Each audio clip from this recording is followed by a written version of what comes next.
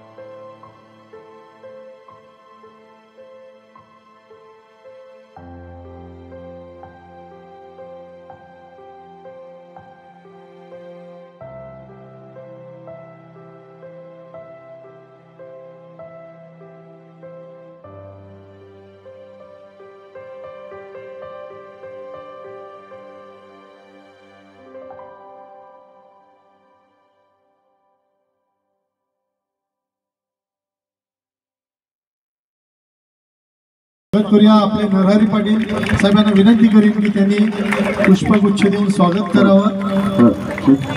त्याचप्रमाणे आपले माजी नगरसेवक माननीय संभाजी शिंदे साहेब आदित्य पाटील करत आहेत। भारतीय जनता पक्षाचे सर्व पदाधिकारी आणि या परिसरातील उपस्थित बंधू आणि भगिनींनो, तुम्ही अतिशय भाग्यवान आहात की तुम्ही मध्ये हे भूमिपूजन झालेलं आहे। काय सांगाल या कामांसंदर्भात?